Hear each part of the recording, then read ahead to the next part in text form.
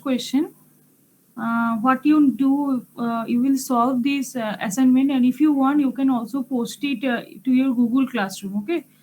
The first question is from the Playfair cipher. So state the encryption process of Playfair cipher. So there are, I hope you can remember, there are 4 5 steps are there. In case of Playfair cipher, I'll open the book. uh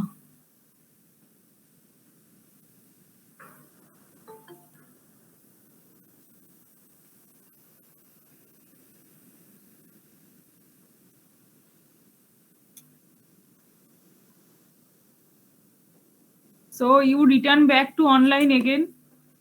The 14 days lab period is over. Yesterday from section B, nobody was there, na, in the lab.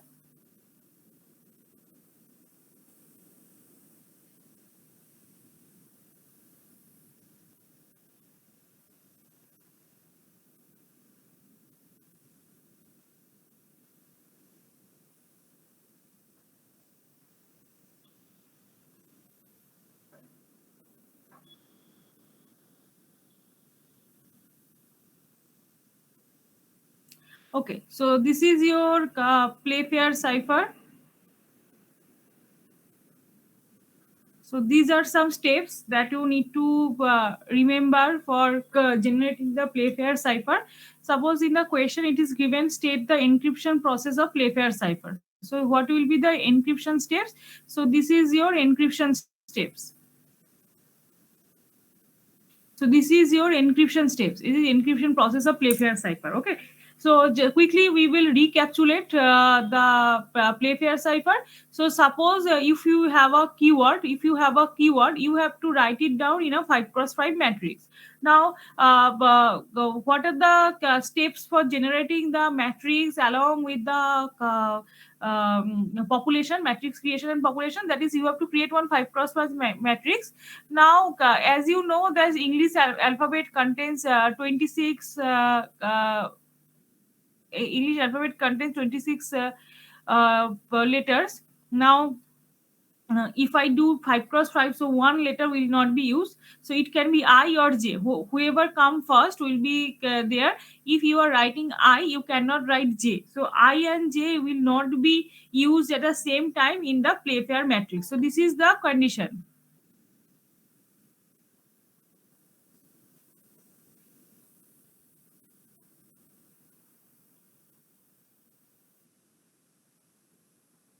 Okay. So suppose this is your keyword, you will write it down so that you don't have duplicate numbers, duplicate alphabets. So PLAY F, then A is already written. So IR, then example EXM, A is already written, P is already there, L is already there, and E is already there. So then that is from example, we only have EXM. Then rest of the 3 rows you have to complete by those alphabet which are not present in these 2 rows. Okay. So then A is already there. So B, C, D, G, H, I, J, we won't write J, I, J, K, then L, M, N, O, P, Q, R, S, T, U, V, W, X, Y, Z. So this is your keyword matrix is ready. Now, next what you need to do, then you have to find out what is your plain text is. Suppose here in this example the plain text is given is my name is Atul. Then you have to take 2 alphabets at the same time, and then you have to find out that what is this row and column in the Playfair key matrix. Then you have to find out that what is actually going on. That is how you can encrypt the plain text to cipher text. So this is the question. So here, see, this is, it is given as the what will be the cipher text if the string is cryptography exam. So your plain text is cryptography exam. So how you will consider? You will consider CR, then YP, then TO, then GR, then AP, then HY. Wait.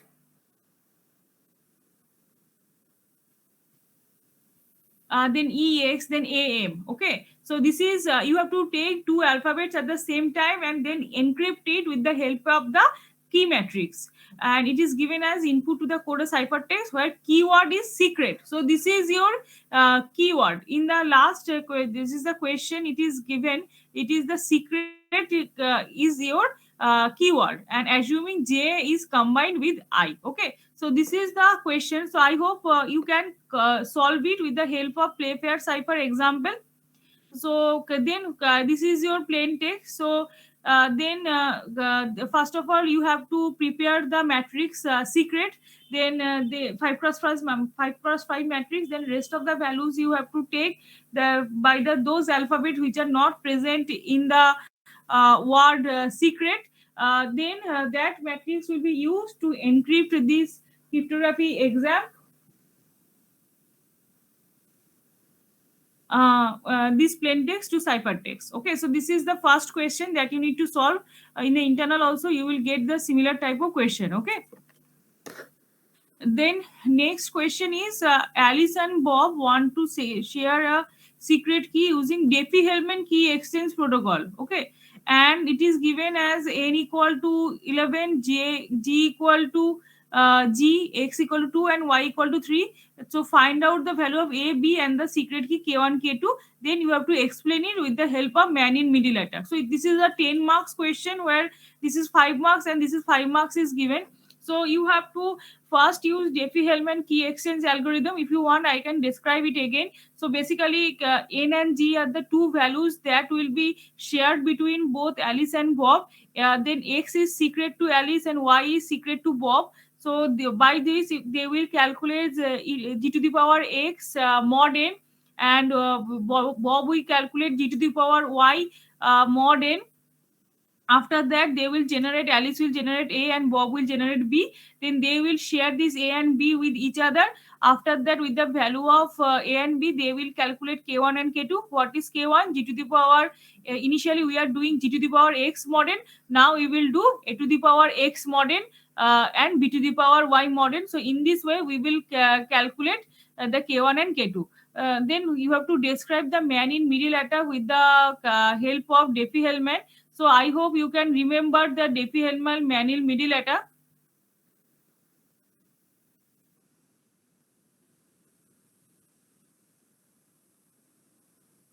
So there is a Tom. So Tom will choose two numbers, that is x and y. Again, Tom will choose. And after that, Tom will do the similar kind of operation that just like Diffie-Hellman. So Tom will create. So this is the answer. So this is called man in middle attack in the Diffie-Hellman key exchange algorithm. So I hope you can remember that Alice will calculate g to the power x mod n and Bob will calculate g to the power y mod n. Then b will be shared with Bob and a will be shared b will be shared to Alice, and Alice will send this a to b, that is Bob, by which Alice will calculate b to the power x mod n and Alice will Bob will calculate a to the power y mod n. So this is how you will calculate k1 equal to k2 equal to k. So this k will be shared between Bob and Alice. So this is the question. Then next question is explain man in middle attack. So in case of man in middle attack, what will happen? So there is a Tom sitting between Alice and Bob, that when the n and g is sharing this n and g value, Tom will get this value of n and g. So n equal to 11, g equal to 7. So Tom has also this n equal to 11 and g equal to 7. Now there will be two secret values that will be chosen by Alice and Bob. So Alice will choose x equal to 3 and Bob will choose y equal to 9. So Tom will choose also two values. As these two values are not shared with each other, so Tom has to choose two values, one for x, another for y. After that, Alice will calculate g to the power x mod n. Bob will calculate g to the power y mod n. So that thing is done. So that is okay with the help of n and g. Now Tom also calculates g to the power x mod n and g to the power y mod n by the value that Tom has chosen, that is x equal to 8 and y equal to 6. Then what will happen? Tom will calculate both a and b. After that, when you are going to send this 2 to Bob, Tom will get this a equal to 2 because Tom is sitting between Alice and Bob. Tom is sitting between Alice and Bob. So what will happen? when you are Alice try to share this a equal to 2 to Bob, Tom will get this a equal to 2. And when Bob is trying to send b equal to 8, what will happen? Bob will take this b equal to 8 will be seen by Tom. Okay, so Tom is sitting between, this is the intercepts the value of a that is sent by Alice and to Bob, and also the Bob the value of the Bob is sending to Alice. So initially a equal to it is sent by the Alice. Now Tom will replace this a equal to 2 to Tom's a equal to 9. So now a equal to 9 will be sent to Bob. And when Bob is trying to send b equal to 8 to Alice, Tom will intercept, and that will be b equal to 8 will be replaced by Tom's b, that is b equal to 4. So now this b equal to 4 will be sent to Alice. Now what will happen? Now Alice will get b equal to 4 and Bob is getting a equal to 9. And Tom has both the values, so that is a equal to 2 and b equal to 8. Next time what will happen, that is k1 equal to b to the power x mod n. So that will be calculated over here. So this k1 Alice will calculate k1, and with the help of this Bob will also calculate k2.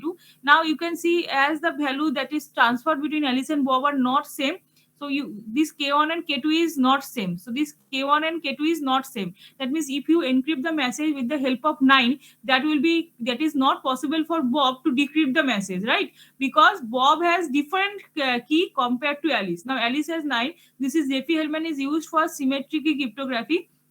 So both parties must have same key to encrypt the message and decrypt the message. That means it must be k1 equal to k2. But as the man in middle attack is happening, Tom is sitting between Alice and Bob. So these two values are not same. So what is actually happening? That is k1 equal to 9 and k2 equal to 5. So now what is Tom is doing? Now Tom will calculate b to the power x mod n and got 5, and also k2, that is a to the power y mod n, that is 9. So this is this 9 is same as this 9 and this 5 is same as this 5. So both parties, Alice and Bob's secret key is with Tom. Now when Alice try to send any data encrypted by 9, then Tom will use this 9 to decrypt the message. And when Bob will send some message encrypting by this 5, now then Tom will intercept the message and decrypt it with the 5, because Tom has both parties key.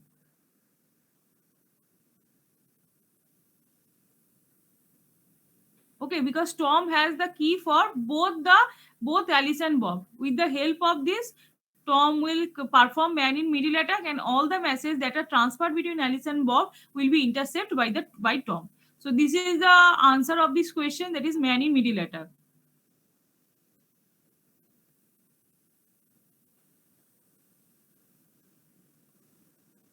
Okay. Next, see, encrypt the message pay using Hill cipher with the following key matrix. So the key matrix is given. What you need to do, you have to generate the matrix, that is the position matrix of pay. For example, position of P is, for example, 17, position of A is 0, and position of Y is, for example, 24. So in this way, you have to generate it, and you have to multiply this matrix with this matrix. After matrix multiplication, you have to perform mod 26, because after multiplication you have several numbers that are greater than 26, but the English alphabet contains 26 letters, so you have to make a mod of 26, so that it becomes a number that belongs that is between 0 to 25, right? So in this way you will get, after that you have to make that letter that position to the corresponding alphabet. So this is how the Hill cipher works. I hope this is how the encryption procedure can be happen with the help of Hill cipher and matrix multiplication. And next is solve 11 to the power 7 mod 13. So that part I am going to discuss today with the help of our number theory PPT. Now we had started the number theory, so I'll be adding another assignment here from the number theory, that is the Euler-Totient function. So and I will post this assignment to your classroom. Uh, so if you want, you can also return me the output of the assignments if you want. But as you are fourth year students, I never want to give uh, much, what I can say, that is the assignment, and then you have to solve it. That is the, I don't want to give much burden for this subject. So if you want, you can return me, otherwise it is also okay, no issue.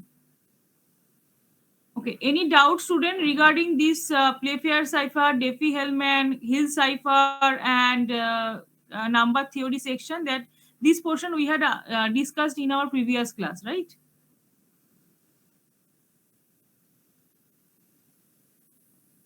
Okay.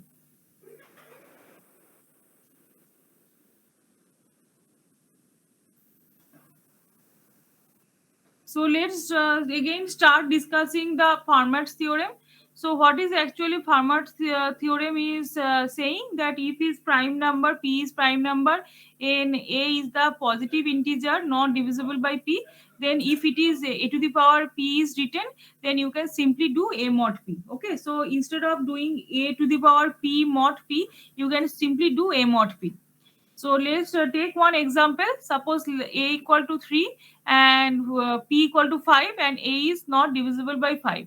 Now suppose the question is a to the power p mod 5. So what you will do, a to the power p means 3 to the power 5, that is 243. 243 mod 5 gives you 3. Now same thing, if you do a mod p, that is 3 mod 5, that gives you 3. So that means if you do a mod p, a to the power p mod p, that is equivalent to a mod p, that is a triple equal to, okay, that means the equivalent, that is equivalent to a mod p. So for example, here a equal to 4, p equal to 7. So a to the power p, that is 4 to the power 7 mod 7. So you have to perform this multiplication, then you have to perform this mod, then you will get back this 4. But instead of that, if these two are not divisible with each other, and p is a prime number, these are the two conditions you have to allow if you are going to use Fermat's theorem.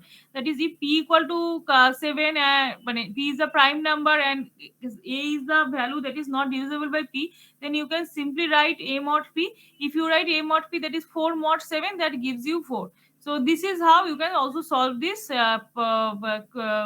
question with the help of Fermat's theorem. Okay, let's discuss today Euler's theorem.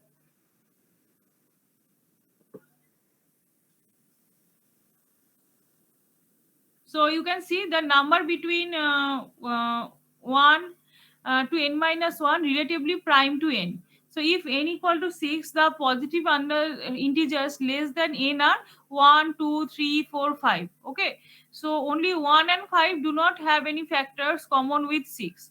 So what is the, this is called the kind of j of n. J is a function that is j of 6, that will be 2. Okay. So that means here only we can say that is the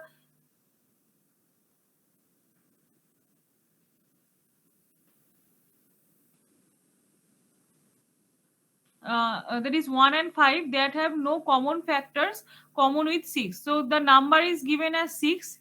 So you have to find out 1 to n minus 1 numbers, that is 1, 2, 3, 4, 5. Then you have to find out the factors that are not common factors with the number that is given, that is 6. So j of n, that is equal to j of 6, is giving you 2. So j of n is the number of positive integers less than n and relatively prime to. So based on this Euler theorem states that for every a and n which are relatively prime, we have a to the power a to the power jn equivalent to 1 mod n, where jn is called the Euler-Toshen function. So where jn is called the Euler-Toshen function. So in the question you will get the question type, what is Euler's theorem, what is Euler-Toshen function. So you have to write down this thing. This is the Euler theorem. This is the Euler theorem, and how you can get the Toshen function. Toshen function gives, there is the jn that gives you the Toshen function, which actually tells you that what are the numbers are there, that is 1 to n minus 1 range, and which have no common factors with the given number. Okay, so with the given number n, no common factors common with the number given, that is n. So then you can write a to the power jn equivalent to will be mod 1 mod n. So where jn is called the Euler-Toshen function.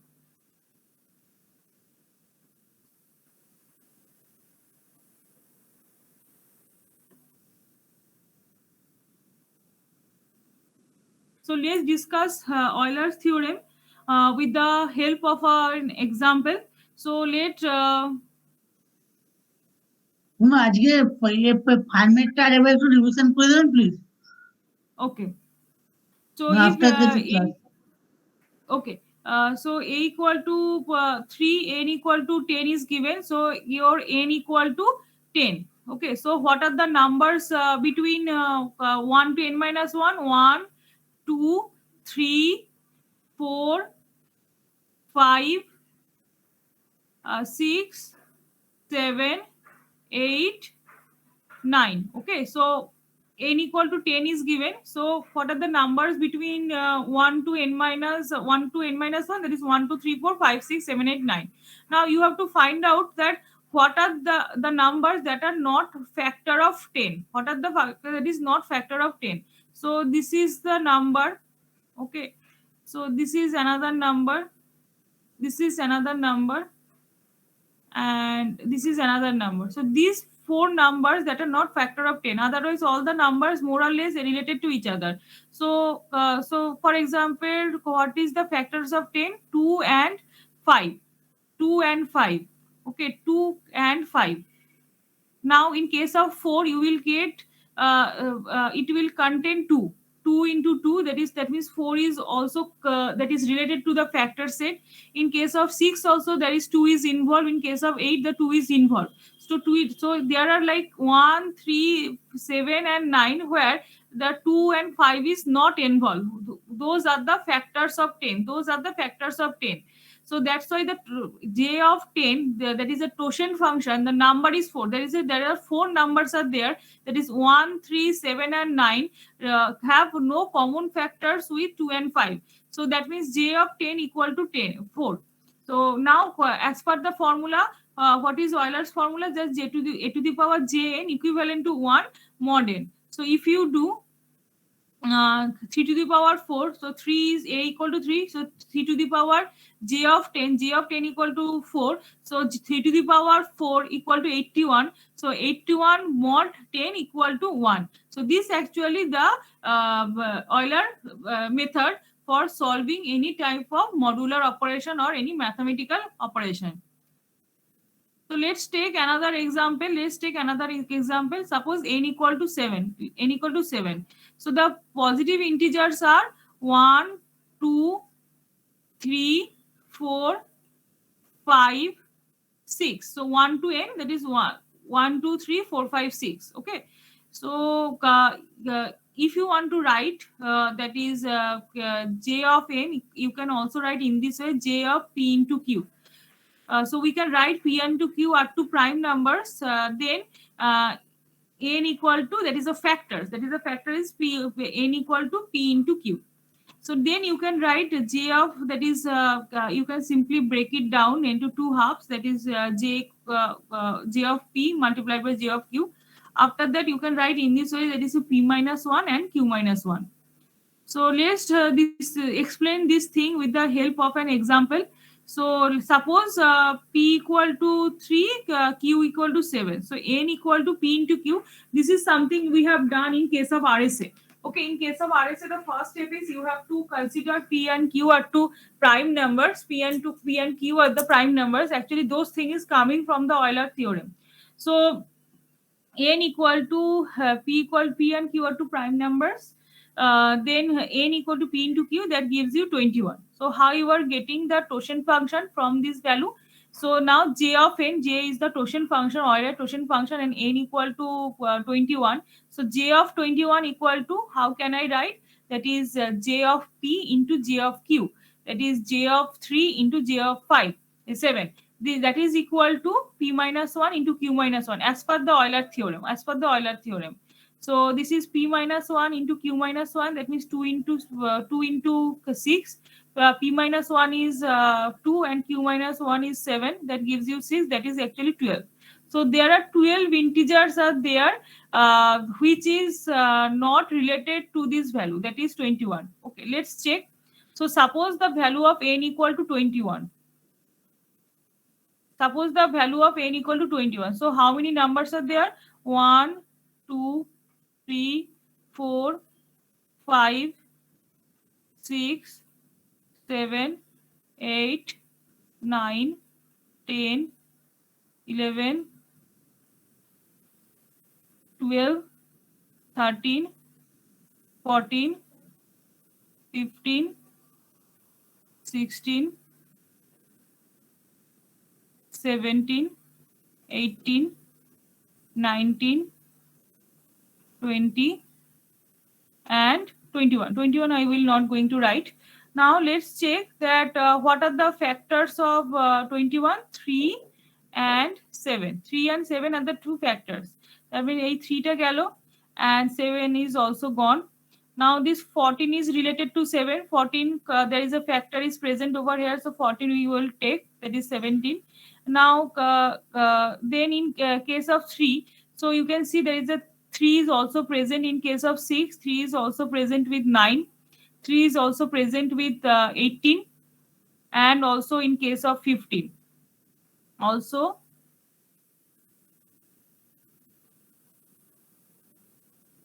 in case of 12 also.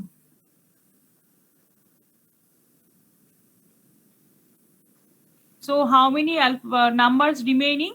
That is 1, 2, 3, 4, 5, 6, 7, 8, 9, 10, 11, 12. So there are 12 integers will be present. That's why the Euler-Tochet function value will be Jn equal to 12. So you can also solve in this way. So if you want, you can write down that 1, 2, 3, 4 in this way. Otherwise, you can just solve that P into Q and then P minus 1 into Q minus 1. That will give 2 into 6. That will give you 12. Am I clear? If you have doubt, please ask me, because in the exam, Euler-Tochet function will come.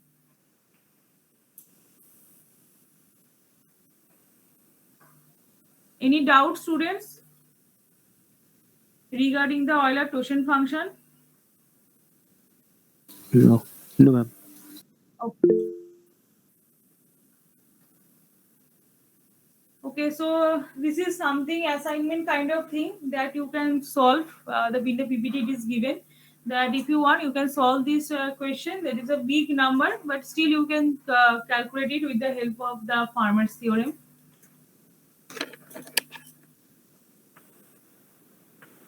So let's discuss.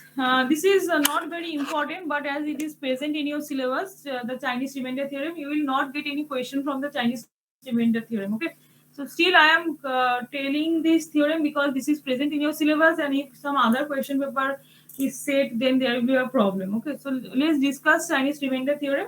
This is a theorem of number theory which states that if one knows the remainders of the Euclidean division of an integer n by several integers, then one can determine uniquely the remainder of the division of n by the product of this integer under the condition that the divisors are pairwise co-prime.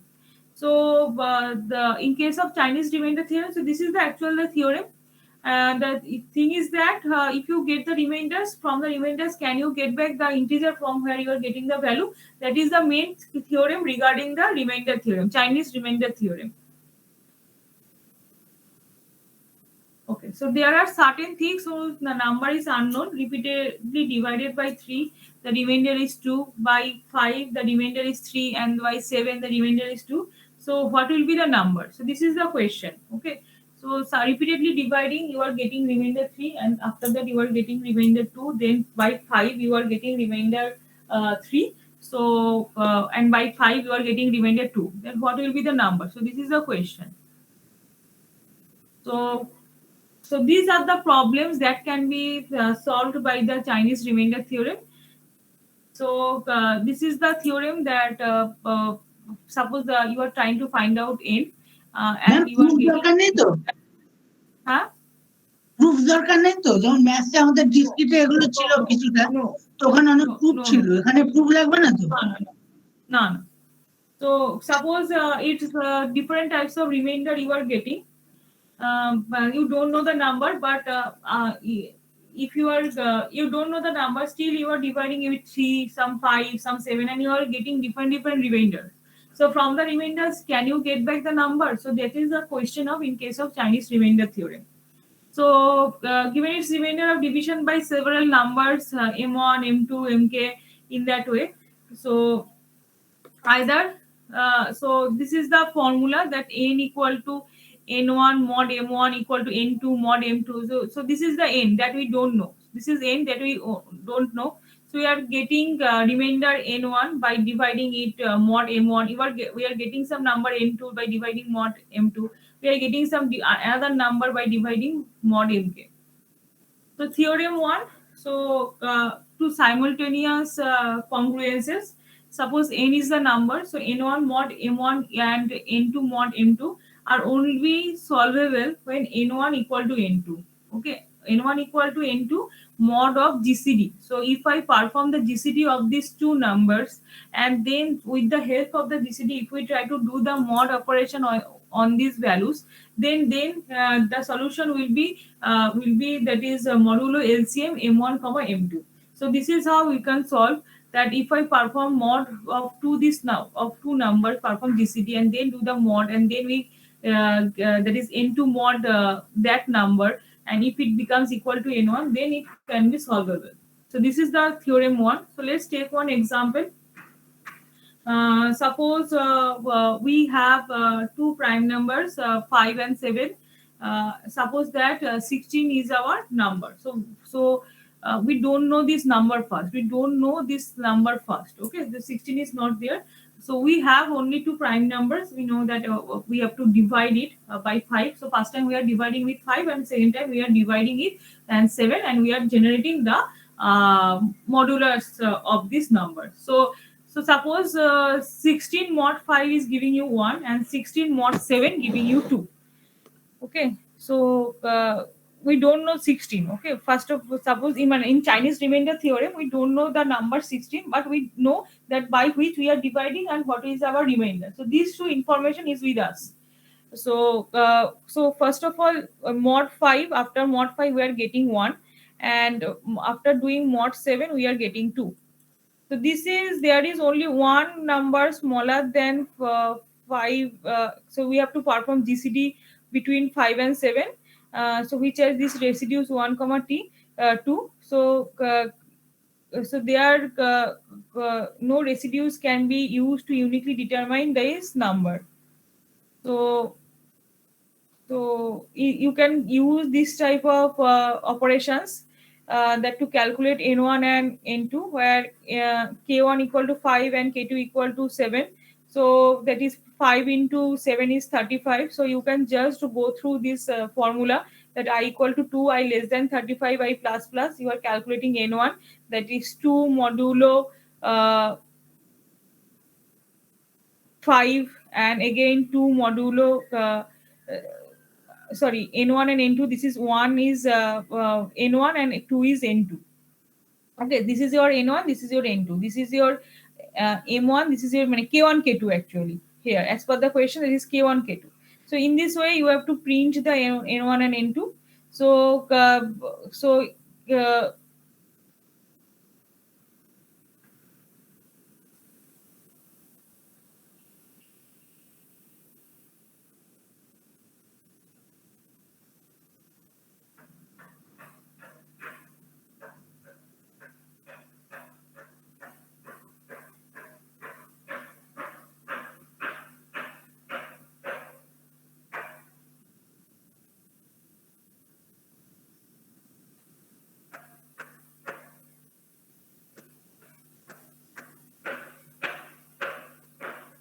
So Chinese remainder theorem suggests that if the prime factors of n are p1 into p2 in order to pi, then the system of equation will be look like x mod pi equal to ai has an unique solution x, provided that x is less than n. Okay, so this is the formula of Chinese remainder theorem. Please go through it. This will won't come in your exam. Just it is present in the syllabus. That's why I am discussing this thing. And this is the LGAML. LGAML I had already discussed in our previous class. So please also go through the LGAML. I will provide some assignment from the LGAML also. So LGAML is another key generation algorithm regarding the asymmetric key cryptography. In asymmetric cryptography, there is 3 algorithms are present in your syllabus: LGAML, then you have RSA algorithm, and another algorithm is elliptic curve cryptography. Any questions, students? No, ma'am. Acha. Okay, now Pranay was asking about the Farmer's theorem. Let's discuss the Farmer's theorem again. Quickly discuss. So Farmer's theorem is that is if P is prime number and A is not divisible by P, then you can write a to the power P mod P equivalent to A mod P. Okay, so this is the formula. So suppose A equal to 4, P equal to 7. So P is prime number and A is not divisible by P. So if you try to do a to the power p mod p, a to the power p mod p, so a to the power p means 4 to the power 7. So this is number, then mod p is mod 7 equal to 4. So if you won't do that much of effort, you can simply write a mod p, that will give you the same result. So a mod p will be 4 mod 7 equal to 4. So if you do this operation, still you are getting 4, and instead of that, if you use the Farmer's theorem and just write a mod p, if p is the prime number, then also it will gives you 4. That's why in majority of the cases, in case of Diffie-Hellman, that is n and g, that is prime number is taken, that is the mod operation you are doing. If you do the mod operation with the prime numbers, you always use this type of Farmer's theorem, Euler's theorem for that purpose. Okay, so basically in case of Euler theorem also, if sometimes this is 7, that is a prime number is there, so it is very easy to find out that what are the Toshen functions. So what are the numbers are there that is relatively co-prime with each other. Okay, একে অপরের সাথে prime number. So that is the purpose of having Euler Toshen function. Suppose n equal to 7, so 1 2 3 4 5 6 you are writing, and then there are how many numbers are there that are relatively co-prime with each other. That is the purpose of Euler function. So what is the purpose of Euler function? That is suppose n equal to 6, so this is 1 2 3 4 5, there is 5 numbers are there. So what are the how many numbers are there here which are prime to the numbers? So there are 1 and 5. 1 we will always add, and that is no common factors with 6. So the Toshen function is value of Toshen function is 2. So this is actually tells you that how many prime numbers are associated with the particular number. So prime is No, দুটো তো 2 আর 3 হ্যাঁ 2 আর 3 তো ma'am 2 3 5 3 না তিনটে না। Prime number associated তো ma'am হ্যাঁ দেখো এখানে what are the factors of 6 2 and 3, তাই তো 2 and 3 are হ্যাঁ। factors, তাই 2 and 3 আমরা ক্রস করে দিচ্ছি, সরি ও ফ্যাক্টর থাকা যাবে না না। তো 2 and 3 we are crossing, and in case of 4 that is 2 into 2 4, তাহলে 2 তাহলে 4 এর মধ্যেও ফ্যাক্টর আছে 2 আর 3, তাই তো? তাহলে 1 and 5 is there, 1 and 5 that do not ma'am have 1 any তো factor. প্রাইম নাম্বার না ম্যাম এখানে কনসিডার করে, in case of Euler theorem it does not consider 1 as your prime number. মানে এখানে মানে কনসিডার করে 1 টা প্রাইম নাম্বার হ্যাঁ, so 1 and 5 do not have any factors common with 6, that's why the Toshen function value is 2. মানে যখন তোমাদের calculate করতে দেবে, ধরো কোয়েশ্চনে দিল n equal to 7, n equal to 17. Suppose in the question it is given n equal to 17 and it is asking please calculate j n, then it is asking calculate j of n. So how you will calculate? Okay, so what না you 1 থেকে 16 অবধি লিখবো দিয়ে তারপর prime number গুলো দেব 1 2 3 4 5 6 7 8 9 10 এইভাবে লিখে নেবে। তারপর 17 যদি 17 is a prime number, so মানে সবকটাই ওর ফ্যাক্টর হয়ে যাবে অ্যাকচুয়ালি। আর আরেকটা ম্যাম এটা কোনো শর্ট পদ্ধতি নেই, ধরুন মানে এরকমও তো আসতে পারে যে 53 তখন তো মানে মানে চাপ হয়ে যাবে না তো যদি এটা প্রাইম নাম্বার শর্টকাট নেই না, প্রাইম নাম্বার আসলে তো প্রবলেমই নেই, শুধু সেই নাম্বারটা বাদ দিলে সব নাম্বারই তো ওর কোনো ফ্যাক্টর নেই।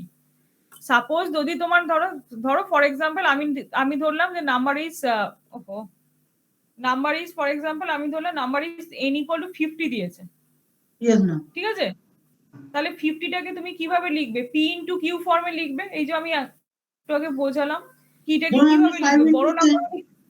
বড় নাম্বার হলে কি করে লিখবে? বড় নাম্বার হলে p ইনটু q ফরম্যাটে লিখবে, তারপর j of p into j of q, তারপর p minus 1 into q minus 1 এইভাবে করবে।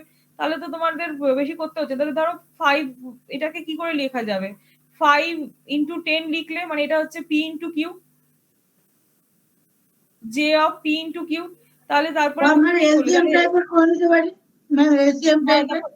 এবার j of 5 multiplied by j of 10, ঠিক আছে, এটা হচ্ছে p into q। If the number is not prime then it will be helpful for you.